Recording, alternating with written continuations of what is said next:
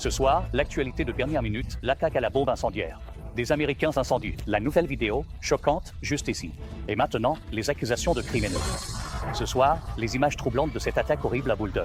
Un suspect fait désormais face à 16 chefs de tentative de meurtre et à des accusations fédérales de crime haineux pour avoir prétendument incendié des manifestants pacifiques. Ils attiraient l'attention sur les otages toujours détenus par le Hamas. Des manifestants ont été incendiés, dont un survivant de l'Holocauste. Et ce soir, ce que nous avons appris, ce que le suspect a déclaré aux autorités. Après son arrestation. Également ce soir, Marta Radatz avec de nouvelles informations après l'attaque spectaculaire de drones menée par l'Ukraine en plein cœur de la Russie. Regardez les images ce soir, des dizaines d'avions de guerre russes incendiés par des drones envoyés en Russie dans ce qui ressemble à des conteneurs maritimes. Les drones s'élèvent ensuite hors de ces conteneurs et volent directement vers leur cible. Ce soir, Marta interviewe le président Zelensky. Quelle est la suite? Autre information de dernière minute ici, les images qui arrivent maintenant, des touristes fuyant de peur, des Américains seraient parmi eux. L'éruption massive du mont Etna. Des milliers de personnes courent pour se mettre en sécurité. On peut entendre le grondement du volcan. Un pilote d'hélicoptère touristique a capturé le moment depuis les airs. À Boston ce soir, le moment dramatique, le procès pour meurtre de Karen Reed et la mort de son petit ami, officier de police à Boston. Ce soir, le témoin que l'équipe de Karen Reed a appelé à la barre et ce qu'elle a ensuite déclaré. Le témoignage s'est-il retourné contre eux? Vous allez l'entendre. L'alerte pour des milliards d'Américains ce soir, les incendies incontrôlés au Canada et maintenant la fumée. Ici, aux États-Unis, et où elle se dirige? L'avion qui s'est écrasé dans l'Atlantique, le petit avion tombé en pleine nuit juste au large de la côte est. L'effort remarquable pour retrouver les personnes à bord. Le projet de loi budgétaire massif du président Trump, plusieurs sénateurs républicains viennent tout juste de revenir au Capitole ce soir, et ce qu'ils en disent maintenant. Et le sénateur qui a dit à ses électeurs « On va tous mourir » après leurs inquiétudes concernant les coupes dans Medicare. Et ce soir, vous êtes nombreux à la maison à suivre l'histoire des bébés aigles avec nous. Des dizaines de milliers de personnes regardent ce nid, espérant les voir s'envoler. Ce soir, dans le grand journal, vous verrez le moment où l'un des aigles prend son envol sous nos yeux.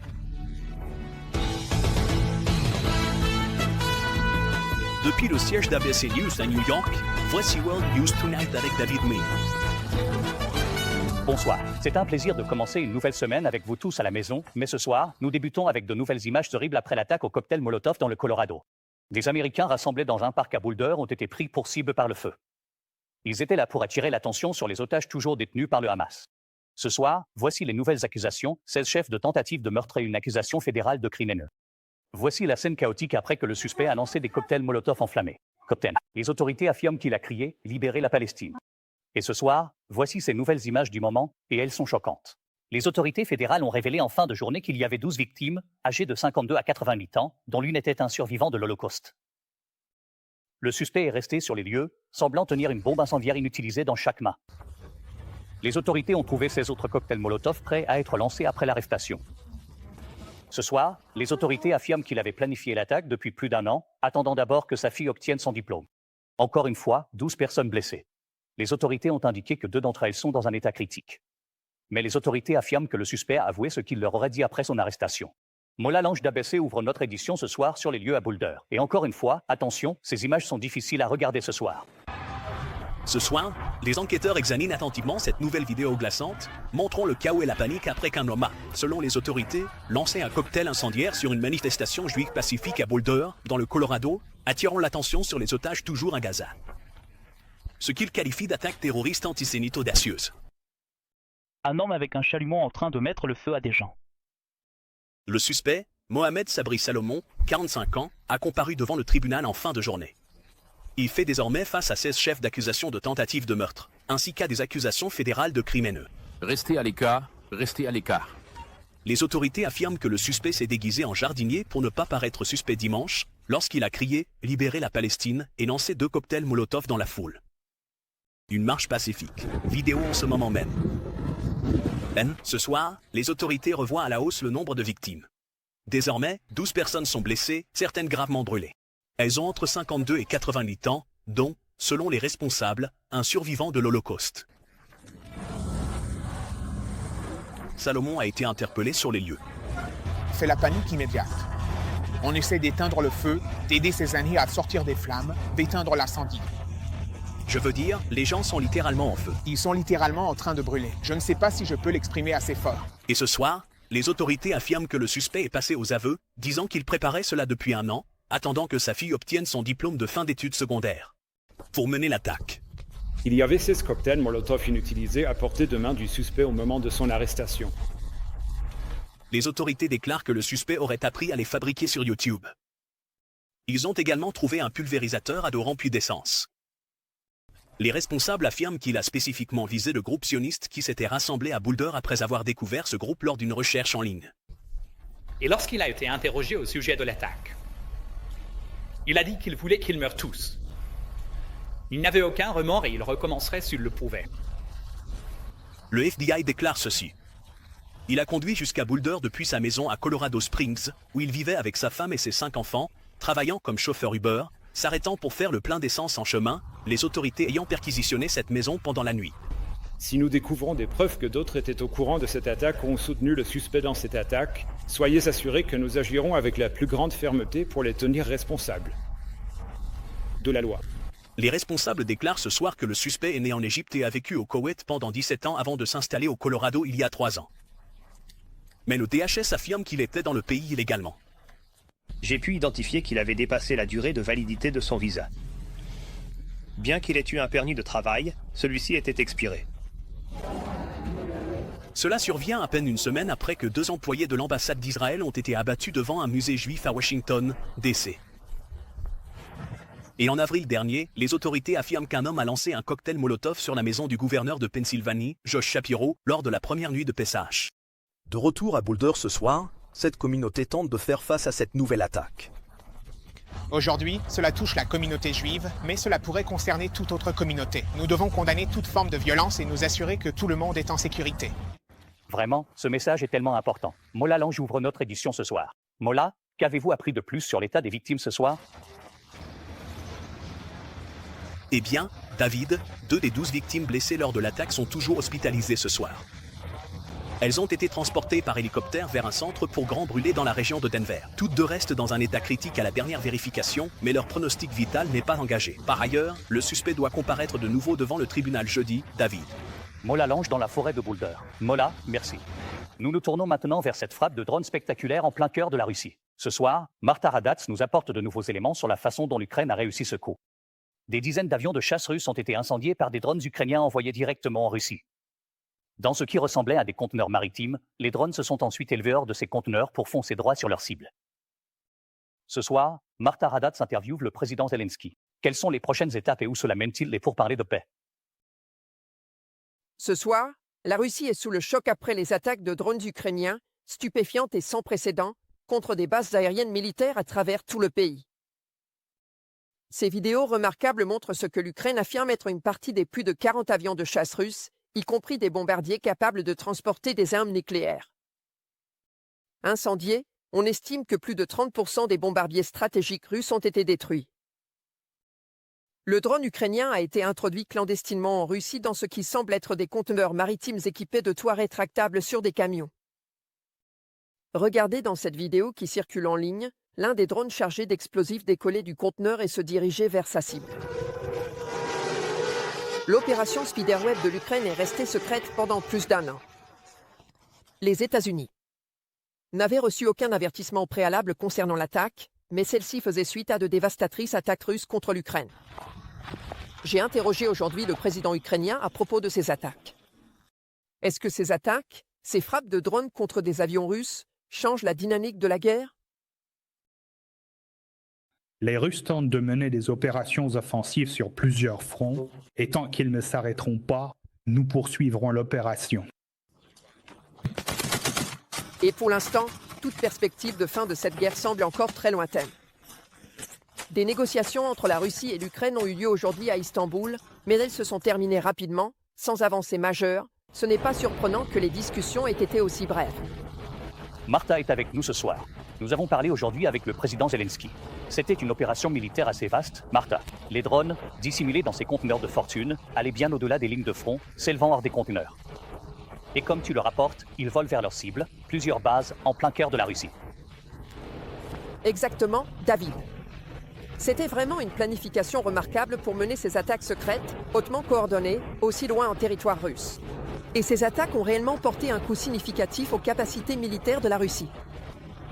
Mais jusqu'à présent, les Russes n'ont pas bougé lors des négociations de cessez-le-feu. David. Martha Haddad avec ce nouveau reportage depuis Washington. Merci, Martha. Une autre actualité vient de tomber ce soir. Les images spectaculaires et dangereuses qui nous parviennent montrent l'Etna rugissant à nouveau. On voit des touristes s'enfuir, pris de panique.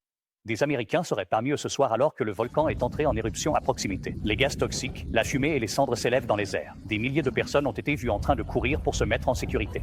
Marcus Moore d'ABC avec les images qui nous parviennent ce soir.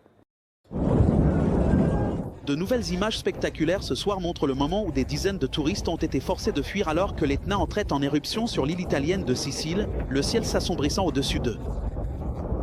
Et ce soir, on rapporte que certains d'entre eux sont américains. Le plus haut volcan actif d'Europe projette d'énormes colonnes de gaz toxiques, de cendres et de roches chaudes dans le ciel. Écoutez les grondements alors que la terre s'ouvre. Des rivières de gaz liquide et de roches en mouvement rapide s'écoulent des profondeurs de la Terre. Un pilote d'hélicoptère touristique a filmé cette vidéo, capturant le spectacle enflammé depuis les airs. La vue était spectaculaire, c'était à couper le souffle. Certains passagers se sont même mis à pleurer d'émotion. C'était vraiment un spectacle offert par Mère Nature. Les secousses de l'éruption ont été ressenties dans les villes et villages voisins, mais aucun dégât ni blessé n'a été signalé. David, il s'agit de la 4e éruption depuis novembre 2022 et les autorités affirment qu'à l'heure actuelle, l'éruption d'aujourd'hui ne représente aucune menace pour le public ni pour le trafic aérien. David. Marie Moore, en direct de Londres ce soir. Merci Marie. À Boston ce soir, moment dramatique lors du procès pour meurtre de Karen Reed et la mort de son petit ami, officier de police à Boston. Ce soir, le témoin que l'équipe de Karen Reed a appelé à la barre et ce qu'elle a déclaré, leur témoin s'est-il retourné contre eux? Vous entendrez ce moment et ce qu'a dit cet officier. Matt Gutman suit à nouveau le procès ce soir. Ce soir, la défense de Karen Reed présente sa théorie alternative selon laquelle ce n'est pas Karen Reed qui aurait tué son petit ami, l'officier de police de Boston John O'Keefe, en faisant prétendument marche arrière avec son SUV Lexus sur lui lors d'une tempête de neige en janvier 2022, mais d'autres personnes. Et que la police aurait couvert l'affaire, ce qu'on appelle le fameux mur bleu du silence.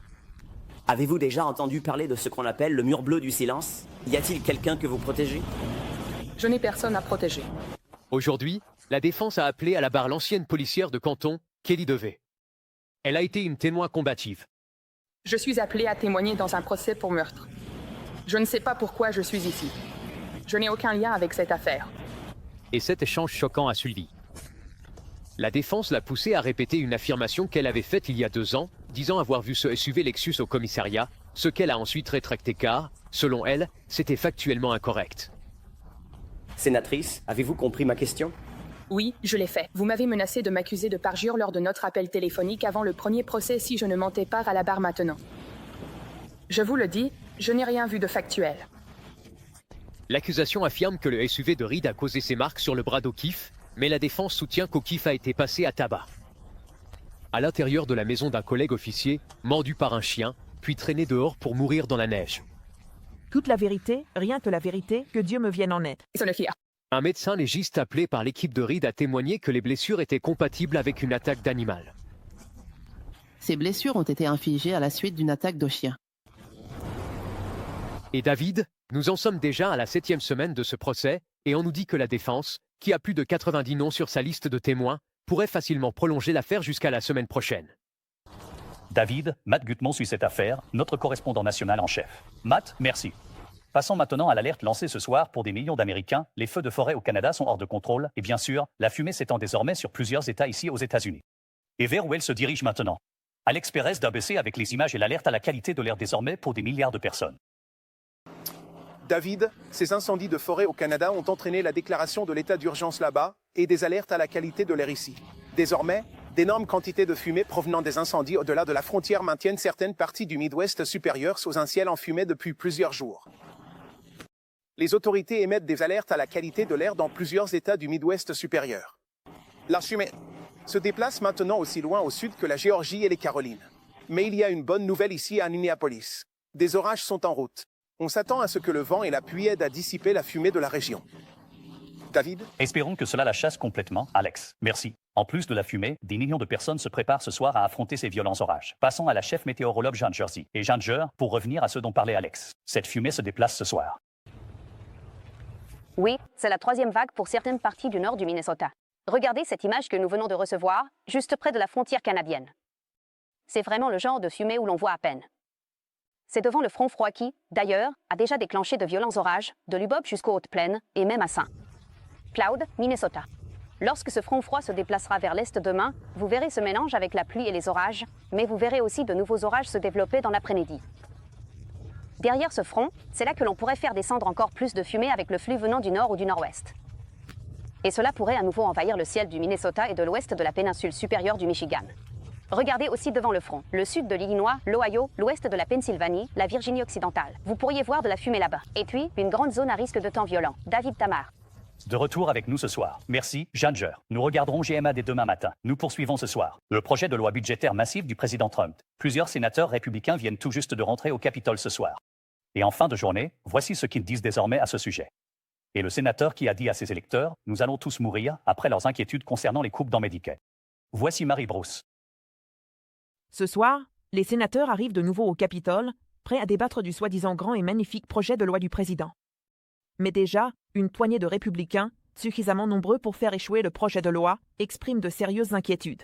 Ce n'est pas une chose à faire pour un conservateur. Je lui ai dit que je ne pouvais pas soutenir ce projet de loi. Les républicains sont inquiets. On estime que le projet de loi ajoutera 3,8 billions de dollars au déficit au cours des 10 prochaines années. Il prolonge les baisses d'impôts de Trump de 2017 et promet de réduire les dépenses fédérales d'environ 1,5 billion de dollars. Mais certains républicains s'inquiètent de ce qui va être sacrifié, notamment les coupes dans Medicaid. Plus de 8 millions d'Américains pourraient perdre leur assurance maladie sur une décennie. Dans l'Iowa, la sénatrice Joni Ernst a suscité l'indignation lorsqu'elle a semblé balayer d'un revers de main l'inquiétude d'un électeur selon laquelle des gens allaient mourir. Ils ne sont pas éligibles, donc ils vont être retirés. Donc, avec les gens. Eh bien, nous allons tous mourir. Point souffrance. D'après la nouvelle science. Mais Ernst persiste et signe, se moquant de ses inquiétudes avec des excuses sarcastiques enregistrées près d'un cimetière. Je ai fait une supposition incorrecte en pensant que tout le monde dans l'auditorium comprenait que, oui, nous allons tous quitter cette terre un jour. Donc je m'excuse. Et je suis vraiment, vraiment content de ne pas avoir eu à aborder le sujet de la petite souris non plus. Et ce soir, la Maison-Blanche menace les républicains qui s'opposent à ce projet de loi d'en payer le prix politique. David. Marie Bruce à la Maison-Blanche ce soir. Merci, Marie. Quand nous reviendrons en ce lundi soir chargé, l'explosion mortelle d'une maison, la déflagration filmée par la caméra de surveillance d'un voisin, et vous allez la voir. Et ce soir, nous avons aussi appris l'identité de la victime. Également, ces aiglons que des milliers de personnes suivent en direct dans leur nid. Et vous allez voir ce moment ici même ce soir, le premier en vol, et c'est spectaculaire. Et regardez ceci ce soir, l'effort de sauvetage remarquable juste au large de la côte est, un avion qui s'écrase dans l'Atlantique en pleine nuit. L'opération urgente pour secourir les personnes à bord dans un instant ici. Ce soir, ici, de nouvelles images publiées de ce sauvetage d'urgence au large de la côte et de la Floride. Un petit avion s'est abîmé dans l'Atlantique la nuit dernière, jusqu'à 6 km au large, tout près de Vero Beach. Un hélicoptère du shérif équipé de la vision nocturne a repéré le pilote et les passagers en train de se maintenir à la surface de l'eau. L'hélicoptère a guidé les bateaux de secours jusqu'à leur position dans l'océan. Les 3 personnes ont été sorties de l'eau et soignées pour des blessures légères. Le shérif a maintenant déclaré que ce sauvetage revenait à chercher une aiguille dans une botte de foin. C'est tout simplement incroyable. Nous avons appris ce soir qu'un vétéran de la marine est décédé dans l'explosion d'une maison juste à l'extérieur de Kansas City, dans le Missouri. La vidéosurveillance du voisin d'un accent grave côté montre la déflagration. Les membres de la famille affirment maintenant que la victime était un vétéran qui vivait avec ses 2 chiens et les adorait. La cause de l'explosion fait l'objet d'une enquête. Quand nous reviendrons ce soir, l'acteur d'une série très connue, abattu devant chez lui. Et ce que nous avons appris à ce sujet. Et enfin ce soir, vous verrez le moment où ces aiglons, le tout premier, s'envolent pour la première fois. Dans l'index ce soir, un acteur connu pour ses rôles dans King of the Hill Parks and Recreation a été abattu devant chez lui à San Antonio, au Texas. La police indique que John Joss a été touché par plusieurs balles sur sa propriété, près de la route. Il est décédé sur place. Le suspect, qui est aussi un voisin, a été arrêté ce soir. Les autorités enquêtent sur le mobile. Quand nous reviendrons, vous êtes nombreux à suivre avec nous ces aiglons. Le premier va s'envoler d'un instant à l'autre ici. Enfin, ce soir, l'Amérique solidaire, des milliers de personnes encouragent les aiglons qui prennent leur envol. Ce soir, nous connaissons tous l'expression « ils grandissent si vite » et c'est vrai. Le moment que tant de gens à travers le monde attendaient et surveillaient, les aiglons se préparent à quitter le nid. Nous avions parlé pour la première fois de cette famille de pigargues à tête blanche dans les montagnes de San Bernardino, au sud de la Californie, en mars dernier, capturant l'attention du monde entier. Tellement de gens suivent cette caméra du nid en ligne depuis 3 mois maintenant.